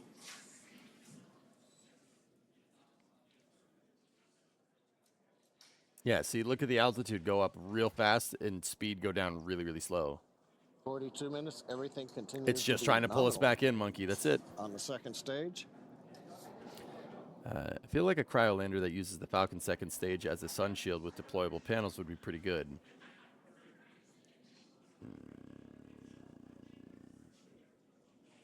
Yeah, maybe. Could just keep the fairing on it and then jettison the fairing later. Now, just to give you an idea of where we've been, where we're going. It's solid oxygen in about that's floating 1 around minute, it. We are going to get deployment of Intuitive Machines 2 lunar lander. I heard deployment just got delayed. We had the launch. We got into orbit with the first burn of the engine you see there on the screen. No, we everything's just finished fine. the second burn about 5 minutes ago. And we are in a coast phase on stage 2, making sure everything on the stage is quiet, do final vents, and then make sure that the stage is very stable. It's not moving around. So and then we we'll should be coming up here on It'll be deployment in the next interesting. like I'm 2 not minutes. sure which camera views we're going to get at deployment. Now, once we do the deployment, we then start another sequence that takes about 3 minutes and 50 seconds, and then we will get to the rideshare deployment. That's right, Big Pooh. Yep. We'll have one, and then every 20 seconds, and then 20 seconds after that. Right now, we're just counting down, waiting for deployment. So let's listen into the countdown net. So it's going to deploy this thing right here, and then that thing over there, and then that thing over there, and then the lander is going to deploy last. So check it out. Here we go.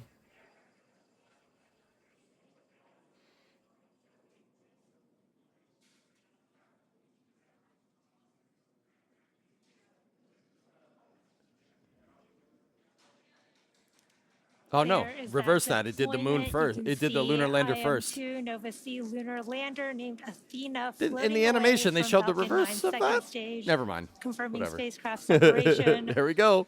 Happy trails. Now, from all of us here at SpaceX, we are wishing the IM-2 lander a good flight. How close and will this safe fall back to travels. Earth before SpaceX slingshotting is off honored of the to be a moon? part of NASA's This is just, commercial lunar it's payload going to services boost and it's going to initiative finish to the rest of deliver the TLI science and burn. technology to the Oh. lunar surface, and we thank NASA and the Intuitive Machines for entrusting us with today's historic mission to the moon. Now, while we wait for the next development, let's Falcon 9 uses ground tracking stations. That's how they're above Starlink satellites, but still getting a picture. Falcon 9 does not use Starlink. Starship does. The reason why, because changing the antennas on a rocket is changing a component on a rocket, and you don't want to do that. You use what works, right? The recertifications that you need with the FCC, nah, don't do that. Just keep the ones that work. So Falcon 9 still uses ground tracking stations. It does not use Starlink. FM, can you call out when we should have booted? And then if we get close to Confeder, give us a call. All right, that's Intuitive Machines mission control Athena separation confirming confirmed. Athena separation confirmed. And to hear while we stand by and keep running this clock for about 5 minutes after launch vehicle separation, that's when we expect Athena to make that first call home. At the same time, John I and Yome in Hawthorne, California Dude, will be Intuitive calling out this Machines ride mission share. control is awesome. Tom and Raven, The let's views tell on screen. Curved monitors, curved mission control. Yep, on screen you're looking at Intuitive Machines Nova Control on the left, and you're looking at the Well, I second pointed stage down view to make sure the satellite right ejects on the right vector. That's why they turn the Gorgeous stage. views. Look at that. Discovery, Earth. go That's at Shrub! Absolutely incredible. A lot of things are happening right now. It's a very It's just a dynamic V-band that situation where unbolts, Athena's you Kraken. Yeah, preparing to pretty make cool. that first call home. The big V-band clamp. We're counting out the time that since Athena has separated, and that's because at launch vehicle separation, I don't ever Athena remember starts them a modifying countdown the to where first she can stage. fly home. Look at, there's the springs. You guys wondering how the All right. You guys wonder how the lander deploys. A clamp separates and springs decompress, and the spring force actually pushes the lander away. It's a spring. It's spring-loaded. You saw them just a second ago. They were sitting on top of the payload attachment fitting, the decompressed springs, which is actually super cool. AD permission back to TMAC for a second. Here we go. Nova, what's up? Did you hear about the banker that Those quit their calls you job? just They heard lost are interest. The ground net stations that you're looking at right now inside of Nova Control, waiting for the ground stations on Earth to acquire Athena's Shut up. signal. We're standing by in Houston for Athena making that first call home.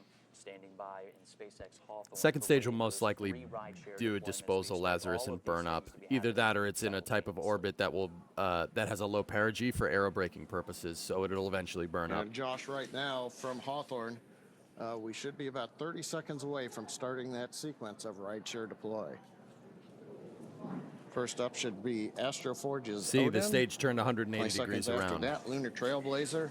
And then 20 seconds after that, This is Epic's the IM-2 Chimera. mission. RJ, we just saw a lunar lander get deployed, the Intuitive Machines Athena lander. And then now this is also a little mini rideshare mission. There's 3 other satellites. You could see them, 1, 2 in the center, and then 3 kind of around the corner behind the numbers.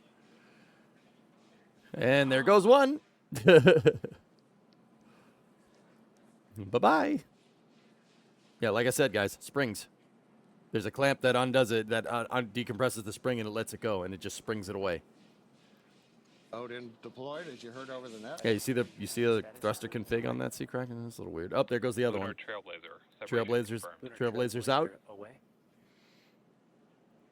And then I am going to just shut the screen off for a second so We you heard guys the can call out in see the that thing acknowledgement. go. Lunar Trailblazer separated.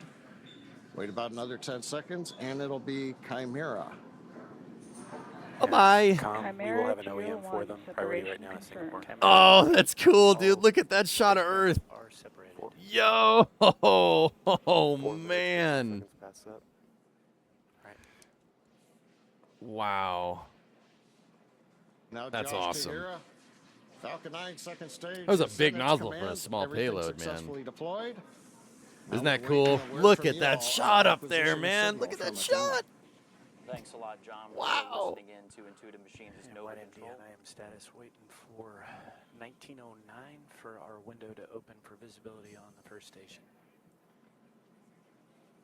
That's flight controllers waiting for that window. What's this? Well, that's Earth. In for Athena to make that call home. Can't you tell? We're just about inside of that expected window for her to make that first call to Hero. Right, Nova. It's pretty good.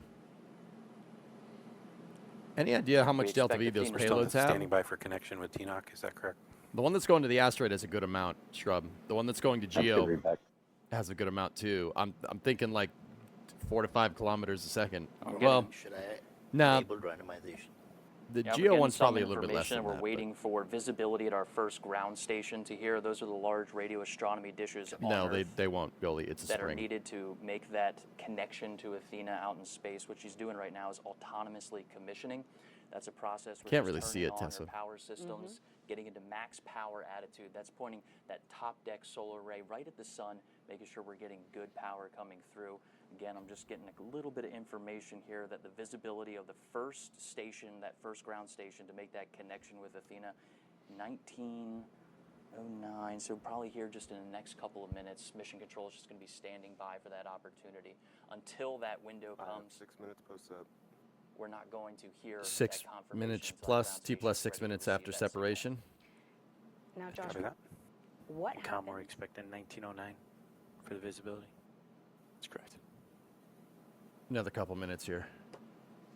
It's 1909. They're talking in Central Time, so that's 8:07 here on the East Coast. So here, just a couple minutes away, flight controllers are watching their screens, waiting to make that first connection with Athena while she's been autonomously commissioning herself in space. That process of getting to max power attitude, getting her radio pairs on, and making that first call home, all while moving just about 24,000 miles per hour. She's doing a lot. That's right. Now, Josh, what happens if Athena exceeds that time window? Well, if Athena exceeds that time window, it's okay. She's also programmed to swap radios and antenna pairs to get in a better configuration to make first contact with flight controllers that your folks at home are watching. It's probably a something similar to a supersynchronous insertion sea Kraken. So perigee is probably below 300 kilometers, so the stage will eventually decay and burn up. That's a pretty good way to do it. But yeah, so if I'm not sure what's going on with the lander, they should get radio contact with it here momentarily in like the next minute or so. I don't see anybody putting their hands on their face in Mission Control if you look up there. Now, why am I looking for that? If something has gone wrong, someone doing this or this or this is textbook something is, yeah, that's how you can tell. It never fails, guaranteed. If someone's putting their hands on their head in any way, shape, or form, you usually got a problem. Usually. Some people just do that. But anyway, I'm going to tune in. We'll see if we can get connection. We'll see what time do we. Yeah, if they're doing the not like this emote, 8:08 p.m. you're screwed. Something really bad happened, but I don't see anything like that here. Let's see. Receive the signal that we expect. Athena is ready. And Zarek, it's a lunar lander. Intuitive Machine is launching its IM-2 mission, the Athena lander that's getting out to the moon. Should we get out to the moon in a week? Let's look around. It's okay. Okay, good.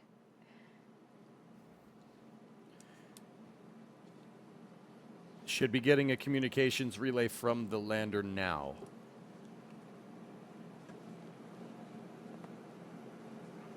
Now, we heard a call from Mission Control talking about a comm fitter being halfway through its cycle. What they're talking about there to hear, and when we say it'll be okay, it's starting. Back to me, Goose. Ground out. What are we seeing? Are your volumes okay? Other Twitch streams are louder. I don't know. Hold on. I don't want to talk over the mission loop, Marcel. I don't know. I'd have to go and listen.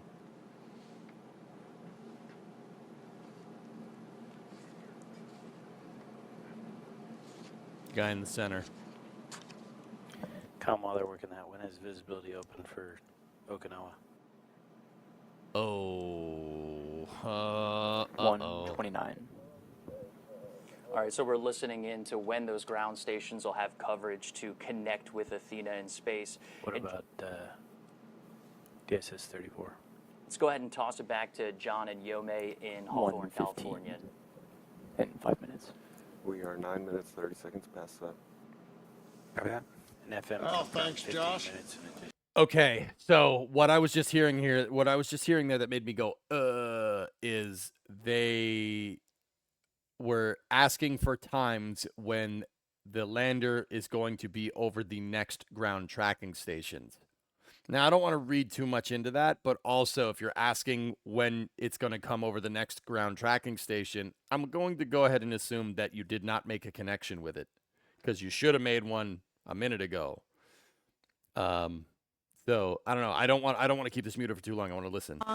At SpaceX.com launches for up-to-date missions and schedules. And before we sign off here at SpaceX, let's go back to Tahira and Josh at Kennedy.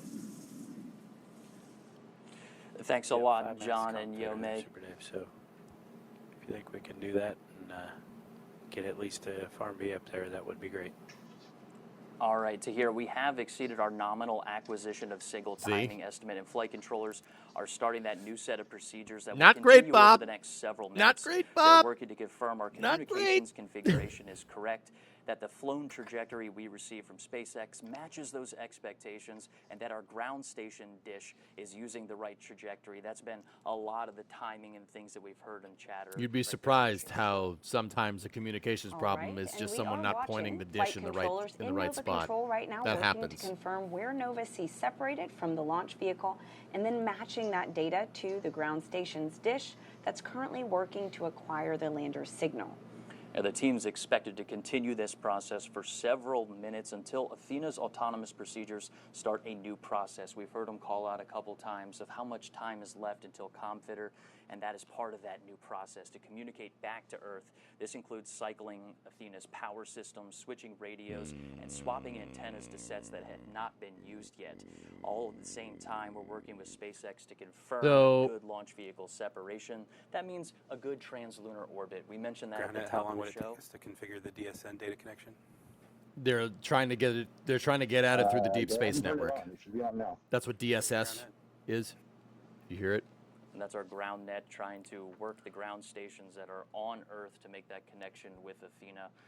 But right now, we know that Athena... Just passing 12 minutes in set. We have 4.5 minutes before ComFitter trips. Copy. Thanks, FM. We know that... All right. 3 minutes. Tim Dodd said he saw something during the separation. I'm just curious here. I want to see it real quick.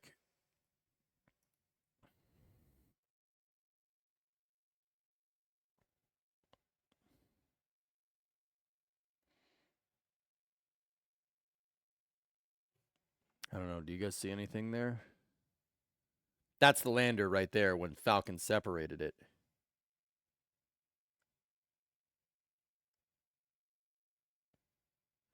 Yeah, it looks like something weird is going on, but I think that's just the sun, the lens swamp gas reflecting off of Venus, you know? Yeah, that looked fine. All right, let's get back up to live. Inside of Nova Control. I have command active for DSS-34. All right. They're in control of the Deep Space Network antennas. These are NASA's big antennas that they use to communicate with anything outside of low Earth orbit, and they would be using them for these missions. They're going to try to hail it with the big dish.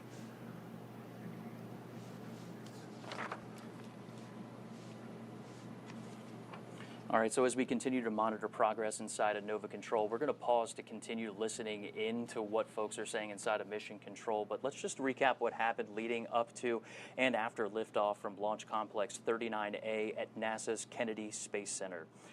We saw liftoff to here just around 7:17 p.m. Eastern Standard Time. Then we saw a really good shot there. Beautiful. Yeah. DSS-34B. Okay. Teachers be any help? I believe DSS-34B is another ground station within Deep Space Network, possibly. No. All right, are we getting updates? Creation, what you essentially suggested is use a smaller antenna to try and get at the spaceship. There. We're waiting for packets. That means that we're receiving data packets down from Athena. Just about 8.5 minutes after launch, we did see that great boost. Canberra 34 is trying to get it. Yep. On a drone ship. And then a second stage startup just about so 36 Australia. and a half minutes after launch. We saw Athena at launch vehicle separation. All right, GroundNet, what do we need to do to get telemetry packets? I'm not sure. We should be seeing them now. All right, we're standing by for data packets. 34 is active. It's receiving. It looks like they got a link.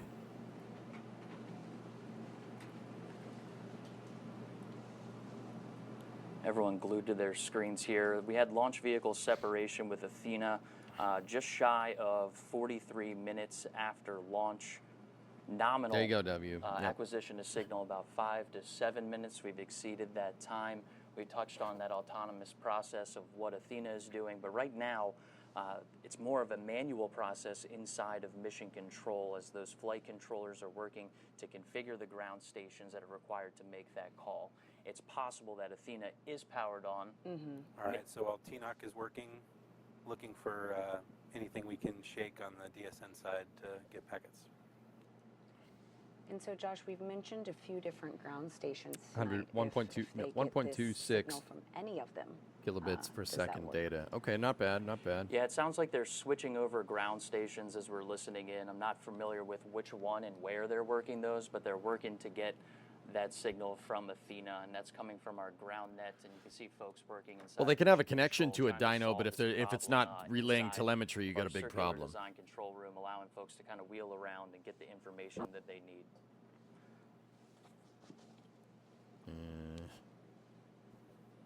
FM, so we're expecting about a minute for the power cycle. And then they're power cycling. They're sitting there looking, same antenna config. 30 seconds. Yep. To the power cycle as well. Yep, they are power cycle. All right, as we yep, enter they're the power. we'll they are turning it on and this turning it back power off cycle, again, we're and then gonna yep. continue to Okay. work that autonomous process with Athena. We're at 16, 17 is what I'm showing. Is that what we got? I'm now at 16, 17 right now. Okay. Copy. Did they blow in the cartridge? I hope so. GroundNet, give us calls. Hey, now it works. You'd be surprised. First in the room, everything you're doing is critical. Call it on the loop, everything you see. All right, as we hit this repowering process, it's going to start several long terms where Background net, everything goes on the main loop. it'll give Athena some time to configure her systems if that's what's required, but it's also going to be some time gaps. Do we have Congo in the room? It's also going to be some time gaps in between when we can configure these ground stations. Raven. Yep. It's going to start opening up longer periods of when we're waiting for autonomous processes as well as data control to make sure they're seeing packets for us. They have carrier locks, carrier locks. At this point, tipsy, I would say them. But they have no telemetry. But I don't want to rule out anything. Copy. No telemetry. Right, that's a good sign. We're hearing carrier lock. That's one of the steps that we heard on our first lunar mission.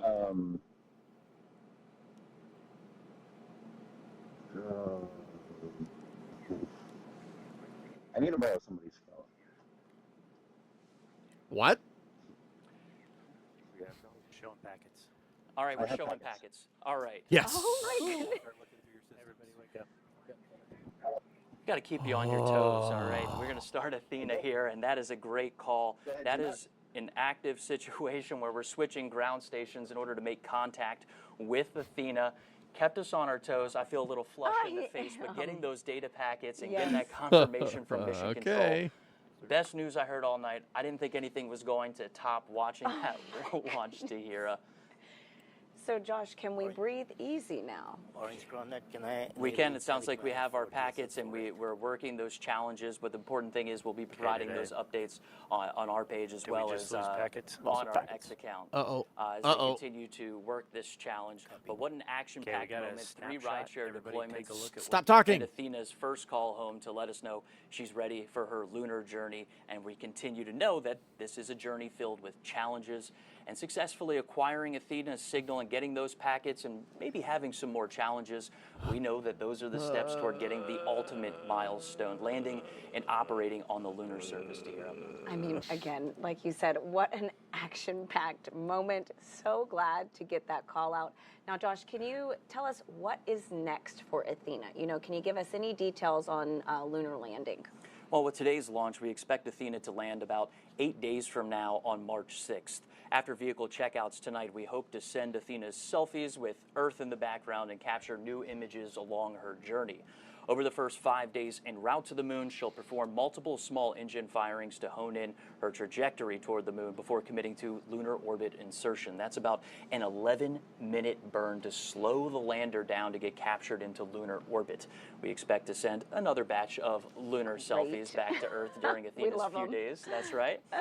And finally, on March 6th, somewhere around lunchtime Eastern, we expect Athena to make a landing attempt and, if all goes to plan, spend about 10 days conducting lunar surface operations. Well, best of luck, Josh.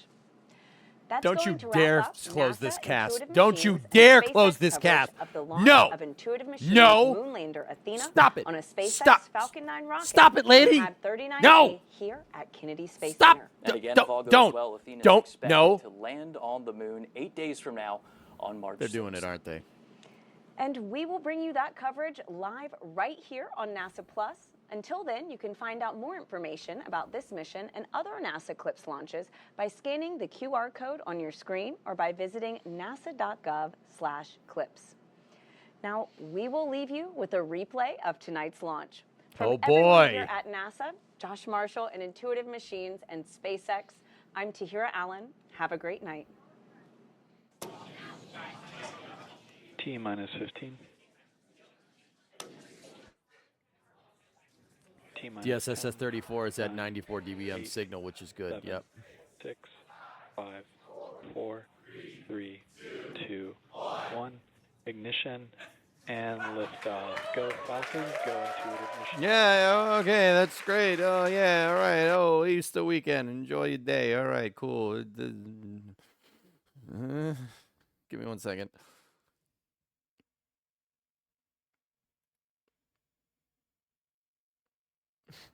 Oh, hey, Easter weekend.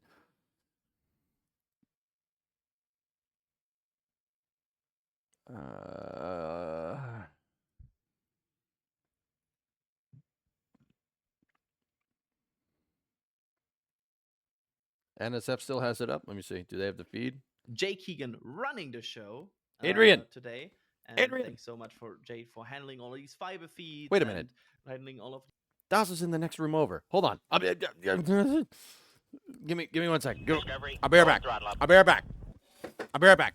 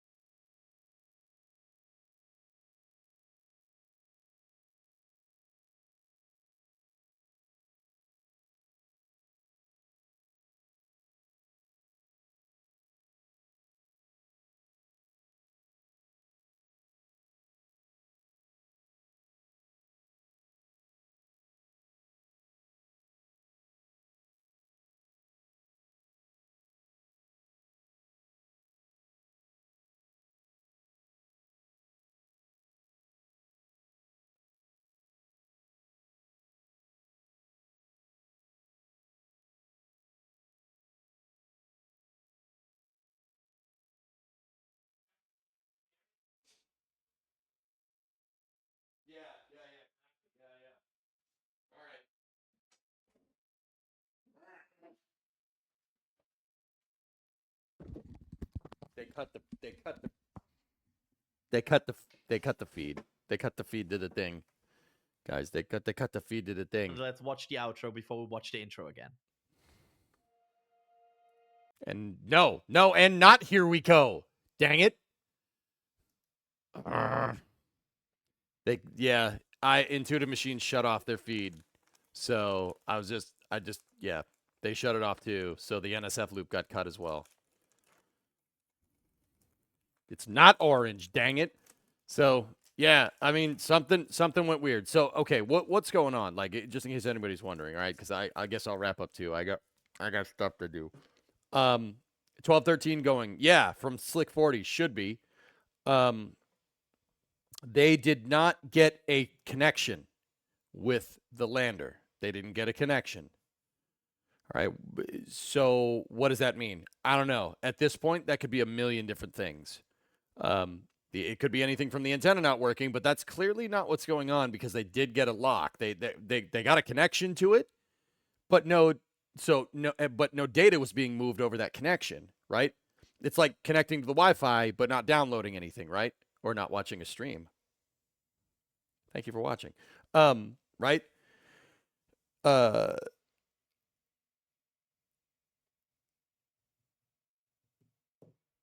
Okay, cool. So you could be connected to the Wi-Fi, but you're not going to download anything. That's exactly what's going on here. They're not getting what's called a packet transfer, which means they're not getting telemetry. Now, what that could be, I don't know. That could be a million different things. Rumored outgassing blocking some of the signal. You're coming 1213 later. I'll get more on that in a second. He said moron. All three Canberras got a signal lock, so I would rule out the antenna being a problem at this moment in time. All three Canberra antenna have good acquisitions. Both IM-2 and Trailblazer are looking great. Okay, we have acquisition of signals, guys. Do we have data transfer? That's what's important. They're seeing the Wi-Fi name but not connecting yet. Yeah, that would be a better way to say it.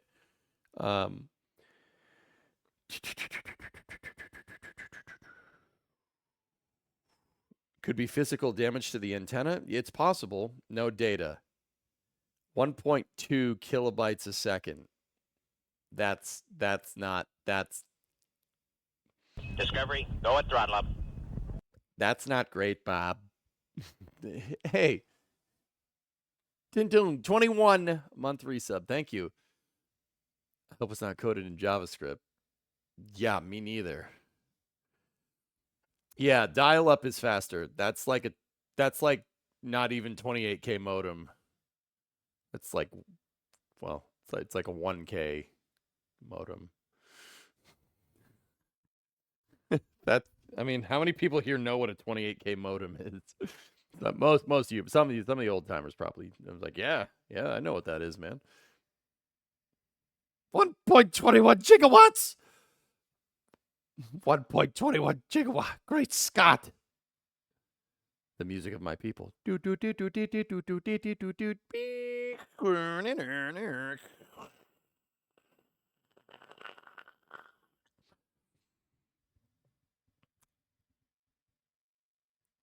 My first modem was measured in BAUD. About, oh, geez. I don't even know how. That's such an old acronym, Booger. I don't even know how to pronounce that one correctly. 28. I had a 14 at one point. Jeez.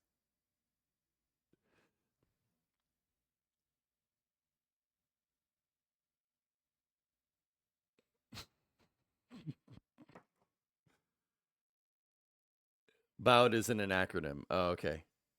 Cool. See? Sounds like bod. Bod, board, got it. Cool. Anyway, pronounce it like bod. Yeah, I got. All right. Cool. That's so old, I didn't even know what it was.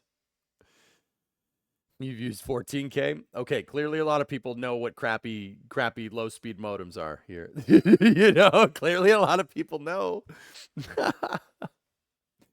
I remember when we had a DSL connection installed in the early 2000s. I was like, oh, you know, just like that.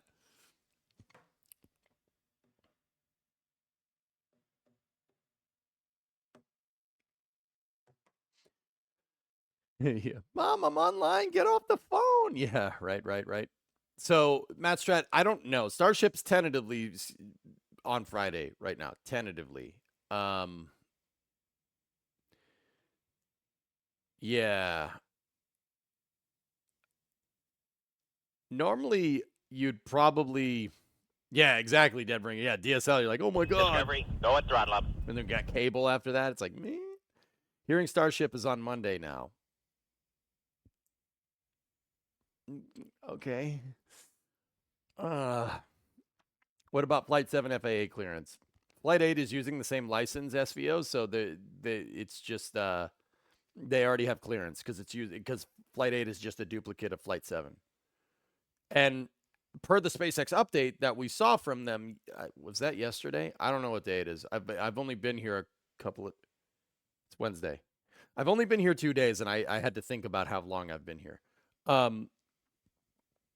Monday rumor posted by somebody on X. Yeah. I thought you wanted to spend more time with Das. It's not that I don't want to spend more time with Das. It's I want to spend less time away from you guys. Now how do you feel? Whammy. Didn't 7 cause a mishap investigation?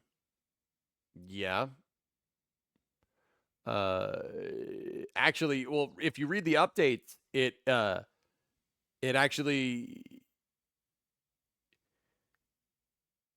yes, and it did everything that it was supposed to do. That's the long story short. They're still doing a mishap investigation, but the launch license is more or less the same. Oh, thanks. We love you too. Yeah, mate. Yeah. You seem to have the bigger room this time.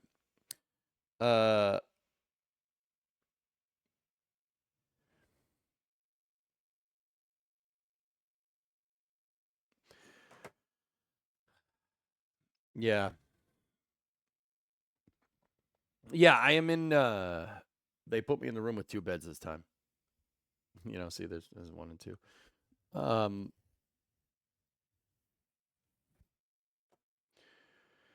Yeah, we'll see.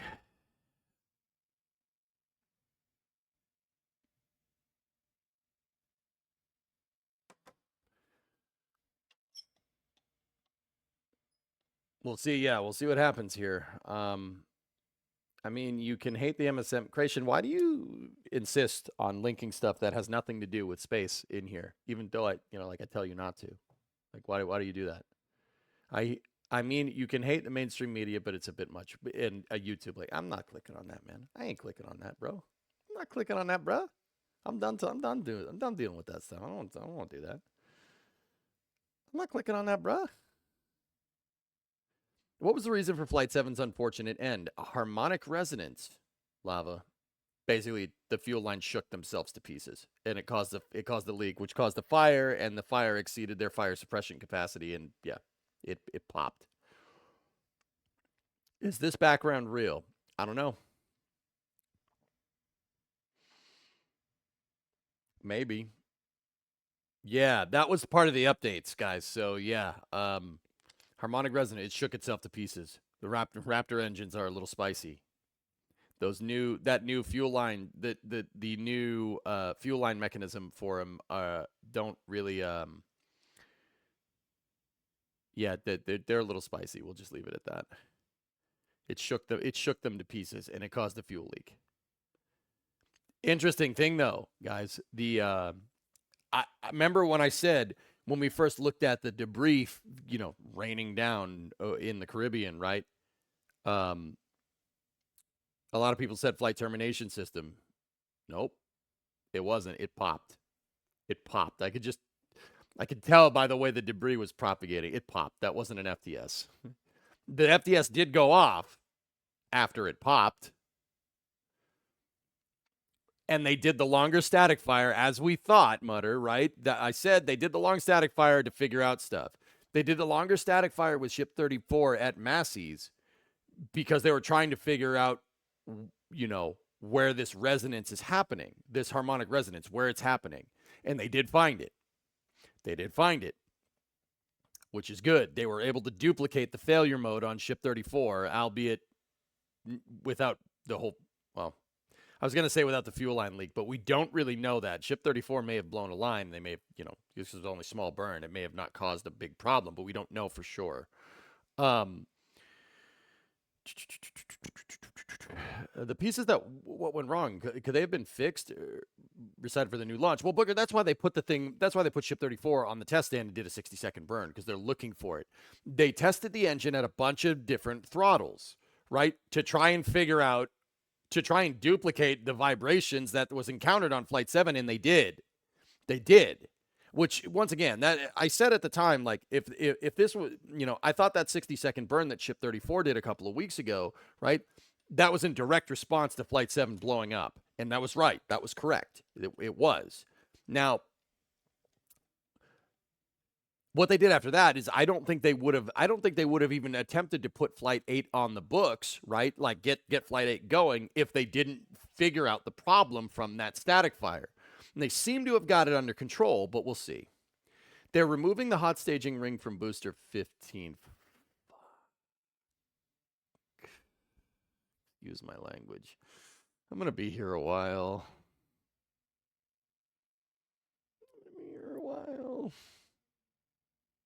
What day and time is Super Heavy launching? Draytheon, I don't know. I don't know. I don't know. Helicopter mechanics are fanatics about tire pressure because all helicopters can get into ground resonance, which can shake the helicopter apart if the pilot holds the throttle in the wrong position. Yeah, friend, yeah. Just like a helicopter, there's a lot of moving parts, right? Rockets have a lot of moving parts that are spinning, just like a helicopter. Like Super Heavy having, let's see, 66 pre-burners, I should say. Having 66 fuel and oxidizer impellers. There's a lot of moving parts. There's a lot of moving parts. And all the valves to actuate those. The 66 impellers, though, are spinning. Like a lot of spinning parts on a helicopter. It's very easy to encounter a resonant frequency with a rocket. Part of this is part and parcel, guys. It happens. This happens. I mean, I would ask, why didn't SpaceX do like a full duration burn with a Starship to figure out with Block 2 before you figured this out? But who knows? I mean, it's easy to say that in hindsight, guys. You know, it's easy to be like, well, why didn't you just test for the problem that you encountered during flight? Because they didn't know it was a problem until the flight. Dang it, you know? They didn't know it was a problem until your ship blew up and rained fire over the Caribbean, right? Like, and that's the duality of testing. And that's why SpaceX makes the progress that they do because, well, to be candid, they blow stuff up. It happens.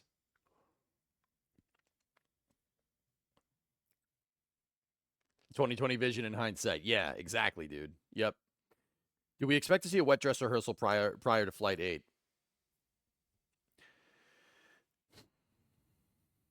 You see, I don't know, Admiral. It's just a very weird sequence of events going into this, you know? From the 60-second burn that Ship 34 did, right?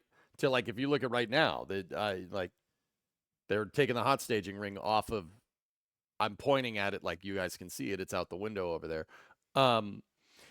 They seem to be taking the hot staging ring off of 15, which, you know. So I don't know. They might, dude.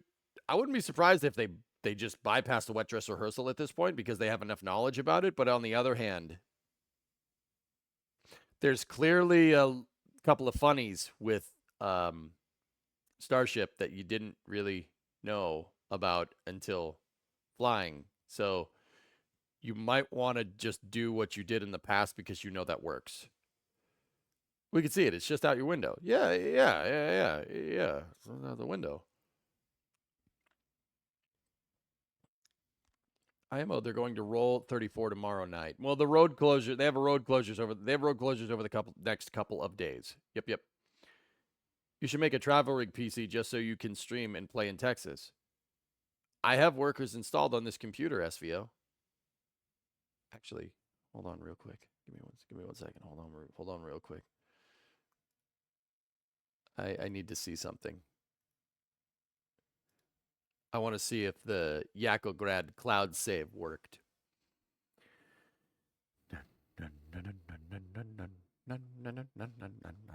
Yeah, if I'm down here for a while, we might have to make do. Do you have beavers? Of course I do. Of course I do. And it's not like I can't download it either, you know. Let me just check something. I'm just gonna check. We're just gonna have a little check right here.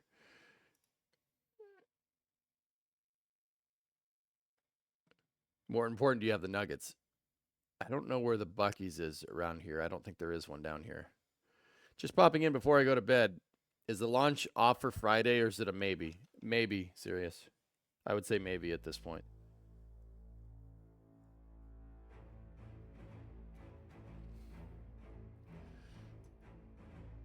Where's the mouse? The heck is my mouse? There it is. I found it.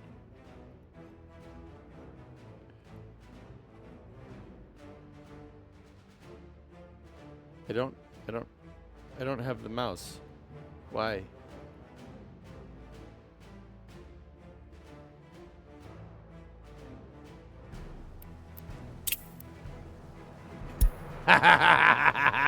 There it is. There it is. Okay. All right. I saw what I wanted to see. I was going to say, it's still playing the music. Oh, yeah. Oh, we have it. Don't worry. Oh, we have it. We have it, dudes. They're SBMTs to the pad, so they may be rolling the hot staging rig back to the factory. Yeah. Yeah, of course. Closest Buc-ee's to you is in Port Lavaca. I have no idea where that is. Does Yak know of the Yakograd Republic? I do not think he does. No. I do not think he is aware of our Yaktivities. Yaktivities. Nice. Yes. 3/4 of the way back to Houston. Yeah, I'm not. Yeah, I'm not doing that. What, are you kidding? Yeah, we're not doing that. All right. So we got a little bit of time here before Starlink, dudes. I have not eaten anything since this morning, so an hour and 52. Yeah. Yeah, I mean, Starlink's not good. We don't need to be here an hour early for the Starlink cast. So we got about 2 hours till Starlink. So what I'm going to do is I'm going to go consume sustenance and charge the battery, you can charge the battery. And, oh, you're eating chili cheese fries for me. Oh, yeah. No, that doesn't work like that. Anyway, so I'm going to go grab some food, and I'll be back for Starlink. And then maybe we play some workers after that. We just see how it works, and resources. But anyway, I got my stream. We got a good enough streaming setup here. In terms of the specs on this, I saw somebody asked what the specs are on the laptop. Give me 1 second.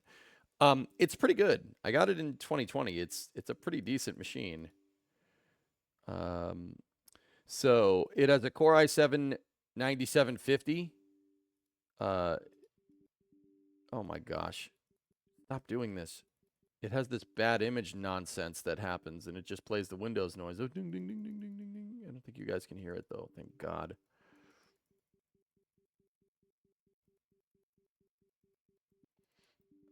Whatever. So we have a Core i7 9750, 2.6 gigahertz, 12 CPUs. I have 32 gigs of RAM, and we have for the graphics card. Oh, for Pete's sake.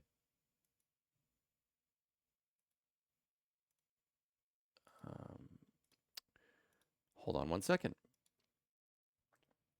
It's a good graphics card. It's not bad.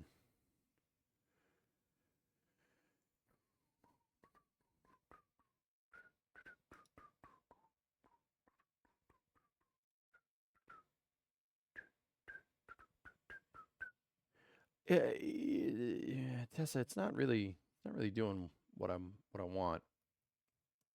Hang on 1 second.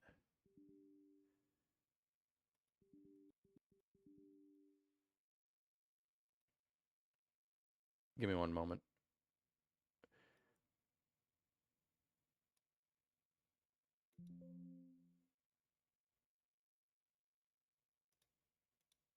It's a GTX 1650. It is with a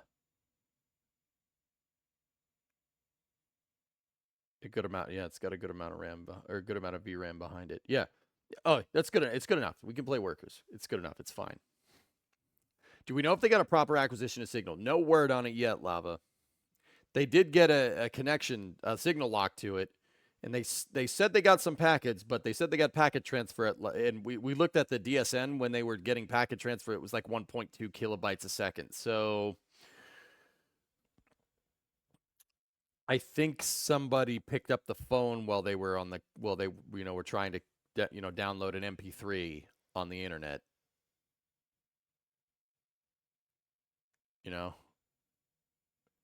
Clearly you guys get that joke because a lot of people here know what like a 28K and a 14K modem in baud is, right? Like clearly people get that joke, right? Like, wait a minute. Didn't one of the flight controllers on the mission loop say I need my phone?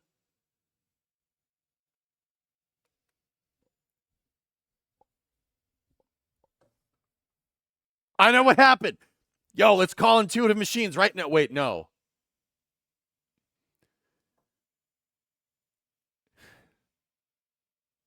Huh. Wait, if he used his phone, that's why they didn't get a connection, man. I thought he said he needed a beer. Yes, I do. All right. And on that bombshell, I'm going to leave. I'll see you guys back here for Starlink 12-13. Bye-bye. Thanks for watching, guys. All right. We'll probably have an update by the time 12-13 rolls, so I'll see you then. Thank you very much for watching. Signing off from EJSA off the radar, but in Boca Chica, but on the radar. But yeah, all right, I'm leaving. Bye. Thank you.